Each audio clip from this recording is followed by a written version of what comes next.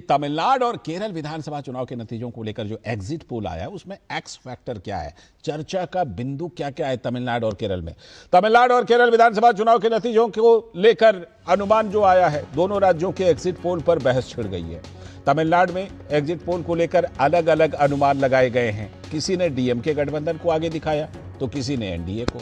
हालांकि ज्यादातर exit poll में डीएमके गठबंधन को आगे तमिलनाडु में दिखाया गया है, लेकिन तमिलनाडु में एक्सेस माई इंडिया, ये जो एक पोल एजेंसी है, उनके एग्जिट पोल से हलचल तेज हो गई है। क्यों? क्योंकि इस वाले एग्जिट पोल में एक्टर विजय की पार्टी को सत्ता के करीब तक दिखा दिया गया है। इस बीच इन तमाम हलचल के बीच सीएम स्टालिन ने सीनियर नेताओं की बैठक बुलाई है। तमिलनाडु से उलट केरल की बात कीजिए तो वहां लगभग सभी एग्जिट पोल यूडीएफ को आगे दिखा रहे हैं और कांग्रेस की अगुवाई में यूडीएफ है, उसकी सत्ता में वापसी 10 साल के बाद इसकी संभावना ज्यादा दिखाई दे रहे हैं। तो इस पर बयानबाजी भी हो रही है। एसएनडीपी एक संगठन है, उनके नेता नतेशन ने कहा कि मुस्लिम लीग के हाथ में फिर सरकार चली जाएगी। एसएनडीपी क्या है? एजवा समुदाय के उत्थान के लिए स्थापित एक प्रमुख संगठन है। ये 1903 में इसकी स्थापना हुई थी। हालांकि देखिए, इन सब चर्चा के बीच इंडियन मुस्लिम लीग ने कांग्रेस के एक नेता को ही सीएम पद का दावेदार बताया है, लेकिन इससे वहां पर चर्चा हो गई है कि क्या सत्ता की कमान या फिर सत्ता में दखल इंडियन मुस्लिम लीग की बढ़ेगी। ये इस पर ज्यादा चर्चा हो रही है।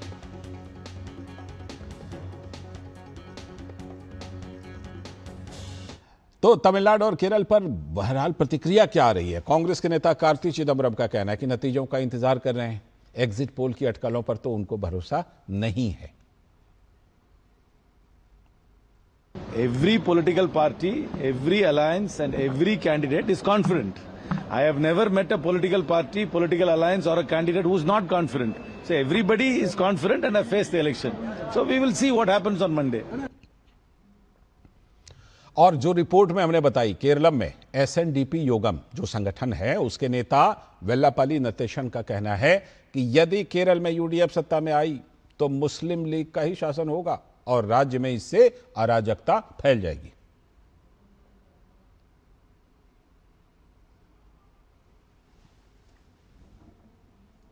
കോൺഗ്രസിൽ ആരാണ് ആകേണ്ടതെന്ന് ഘടകകക്ഷിപ്പെട്ട ലീഗിനെ കുറിച്ചുള്ള ആളുകൾക്ക് പറയാമോ?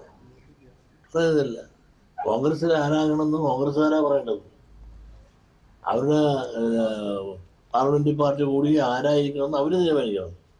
അതിന് ലീഗ് മുൻകൂട്ടി ഇന്നാളായിരിക്കണം എന്നൊരു അഭിപ്രായം പറഞ്ഞപ്പോൾ തന്നെ ഇവിടെ എന്താണ് സംഭവിക്കാൻ പോകുന്നത് നിങ്ങൾക്ക് ഇപ്പോൾ തന്നെ ഊഹിക്കാവുന്നതല്ല. ഇവിടെ ഒരു യുഡിഎഫ് ഭരണം വന്നാൽ ലീഗ് ഭരിക്കുന്നതിൻ്റെ അർത്ഥം.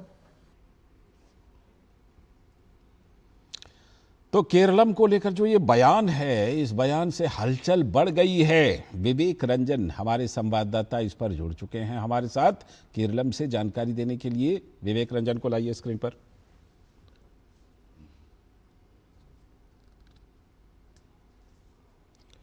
तो विवेक रंजन हमारे संवाददाता केरलम से जुड़ेंगे क्योंकि एक ऐसा बयान एसएनडीपी के द्वारा आ गया है। एसएनडीपी के नेता नतेशन की तरफ से हमारे साथ हमारे सलाहकार संपादक विनोद मिश्र जी भी जुड़े हुए हैं, विवेक नारायण हमारे संवाददाता जुड़े हुए हैं और हमारे सलाहकार संपादक विनोद मिश्र जी भी जुड़े हुए हैं। पहले विवेक नारायण आपके पास आ रहा हूं। ये जो बयान दिया है विवेक नतेशन जी ने, इस बयान का मतलब क्या है? क्यों वो बात कह रहे हैं कि मुस्लिम लीग के हाथ में सत्ता आ जाएगी या उनका सीएम बन जाएगा? इसका आधार क्या है जब मुस्लिम लीग वाले खुद कह रहे हैं कि नहीं, कांग्रेस का कोई नेता सीएम होगा? Lal ji, election exit poll result के दो दिन के बाद एसएनडीपी चीफ वेल्लापल्ली ने वार्निंग देते हुए कहा है कि अगर यूडीएफ पावर में आती है तो केरला में आईयूएमएल के रूल होगा। यूडीएफ के सभी पार्टनर्स आईयूएमएल के ऑर्डर्स के ओबे करेंगे और उन्होंने कहा है कि वीडी सतीशन आईयूएमएल के पोस्टर बॉय है और आईयूएमएल भी उनको सपोर्ट करता है बिकॉज सतीशन वेल्लापल्ली को अटैक करते हैं। जी बिल्कुल, जिस तरह की बात विनोद जी अभी विवेक बता रहे हैं कि वहां ये बयान उन्होंने दिया है, बयान से पूरी खलबली मच गई है, पूरा हलचल। लाल जी, विवेक को पूछिए कि और कौन कौन कांग्रेस पार्टी में कैंडिडेट ऐसे नाम आ रहे हैं जिनको यूडीएफ के बाद जब प्रोजेक्शन है एग्जिट पोल का, तो वेणुगोपाल को नाम को लेके भी काफी चर्चा है और बाकी लोगों को लेके भी कांग्रेस 3-4 पार्टी और नहीं लोग कर हैं। पाई, किसी को तो प्रोजेक्ट ही चर्चा नहीं कर पे पाई, कौन है कांग्रेस चाहे के शशि पीछे? थरूर सतीशन हो के या लिए तो वेणुगोपाल आपका का देख नाम लिया। हो, किसी का नाम तो कांग्रेस तय नहीं कर पाई। लेकिन अब चर्चा किसका है विवेक नारायण वहां पर, अगर यूडीएफ सत्ता में आती है? अगर यूडीएफ सत्ता में आती है तो देयर आर 3 कैंडिडेट्स। वो एक ही केसी वेणुगोपाल, दो है शशि थरूर और 3 है रमेश चन्नीतला, और 4th कैंडिडेट है तो V D Satheesan. So IUML is actually supporting V D Satheesan. Okay, तो आईयूएमएल कह रहा है कि नहीं, जो चौथा कैंडिडेट है उनको, जबकि विवेक नारायण बता रहे हैं विनोद जी कि ये 3 नाम प्रोमिनेंट हैं। रमेश चन्नीतला को तो हम लोग जानते हैं, और साथ में शशि थरूर और केसी वेणुगोपाल सबसे ज्यादा आला कमान के करीब भी हैं। विनोद जी, ये सर मुश्किल ये है कि बहुत बढ़िया आपको दिया, अभी बता रहे थे विवेक, इंपॉर्टेंट चीज ये है समझने की कि कांग्रेस के लिए ये मुश्किल और होगा यूडीएफ को सत्ता में अगर ये आ जाती है तो, क्योंकि अभी तक जो अभी आप देखिए कि जो भी एग्जिट पोल के अभी तक आए हैं, आंकड़े ने सामने में रखा है लोगों का, उसमें अगर आप देखिए कि यूडीएफ और एलडीएफ में बहुत अंतर नहीं है। ये भी बात, कभी आप 64 देखिएगा किसी ने अगर एलडीएफ को दिया है, 69 यूडीएफ को दिया है। उसमें आप ये भी देखिए कि वहां बीजेपी और एनडीए ने जो वहां पे चुनाव इस बार मजबूती से लड़ा है, तो 7 और 10 बीजेपी और एलडीए को भी मिलते हुए दिख रहा है।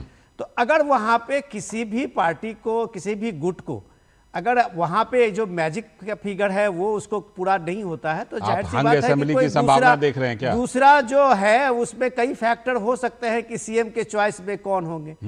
तो केसी वेणुगोपाल को लेके जितनी देर से अभी ये भूमिका बनाई गई थी कि केसी वेणुगोपाल का प्रोजेक्शन होगा इस बार सीएम के रूप में, मुझे लगता है कि यूडीएफ को और नुकसान ही करेगा।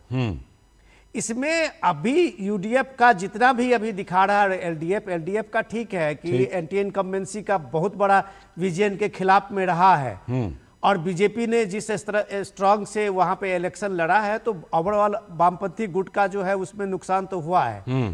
सवाल इंपॉर्टेंट ये है कि कांग्रेस के अंदर इस एग्जिट पोल के सारे नतीजे अगर आप देखेंगे, इस परिणाम को, एग्जिट पोल के इस आंकड़े को, तो कांग्रेस के अंदर ही माथापच्ची तेज कर दिया है। उसके बीच में नतेशन जो है, उसके बारे में मैं आपको बताऊं कि नतेशन एक केरल के जो सबसे बड़े ओबीसी समाज है हिंदू ग्रुप में, उसके एजवा ग्रुप, उसके वो बड़े लीडर हैं। उनकी बात की वहां पे अहमियत है और वो एक लड़ाई लड़ते रहे हैं। तो उन्होंने देखा है कि अभी लोकल बॉडी इलेक्शन में जिस तरह से मुस्लिम लीग ने, इंडियन मुस्लिम लीग ने ये क्लेम किया था कि ये सारी सीटें जो कांग्रेस को मिली है वो उनके बदौलत मिली है, और वो अपने को एक tall claim Indian Muslim League ने करना शुरू किया था।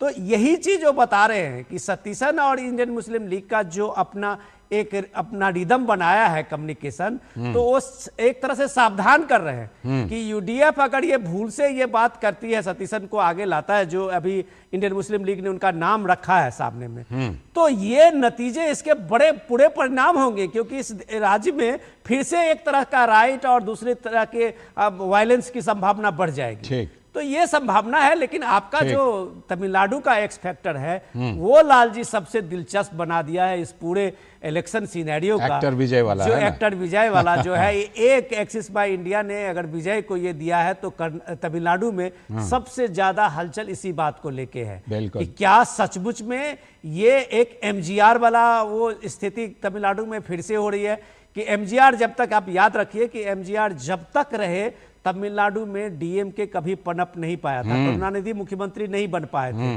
दूसरा सबसे इंपॉर्टेंट डेटा ये है कि ये भी चीज हमें याद रखना चाहिए कि अब तक 70 के दशक से लेके अब तक इतिहास में डीएमके ने कभी रिपीट नहीं किया है। एक बार सिर्फ जयललिता रिपीट की थी, उसके बाद डीएमके हो या एआईडीएमके कभी रिपीट नहीं किया है, एमजीआर को छोड़ के मैं कह रहा हूं। तो ये रिपीट कम से कम डीएमके अगर एक बार रिपीट करता है तो आप समझिए कि डीएमके अपनी पार्टी के लिए इतिहास बदल रहा है। लेकिन ऐसा हुआ नहीं है, तब ये एक्स फैक्टर क्या काम करेगा ये अभी बताना मुश्किल है, क्योंकि आंकड़े जितने भी आप अभी तक आए हैं पोल एजेंसीज की, वो अभी तक क्लियर नहीं है। बिल्कुल। एक इंटरेस्टिंग बात जो विवेक नारायण ने बताई उसमें ज़रा उसको भी समझने की कोशिश करते हैं। विवेक, बताइए ज़रा कि आपने कहा कि सतीशन पसंद हैं IUML के, क्या वजह है? व्हाट इज़ द रीज़न, क्यों पसंद है? करेक्ट, ये रीजन ये है कि लाल जी, तो सतीशन सतीशन ऑलवेज क्रिटिसाइज वेलापल्ली नरेशन। तो वो सतीशन ने कहा है, तो वेलापल्ली नरेशन एक बीजेपी को एक अलायंस है। Narration, he says that Vellapalli Narration has an alliance with the BJP, और उसका बेटा भी एक पार्टी है, तो उस पार्टी BJP का अलायंस है। तो all these things are reason for IUML is actually targeting। समझ गया कि नतीशन के खिलाफ क्योंकि सतीशन खड़े हैं, इसीलिए IUML की पसंद है। शुक्रिया, बहुत बहुत शुक्रिया, thank you very much Vivek Narayan जुड़ने के लिए केरलम से।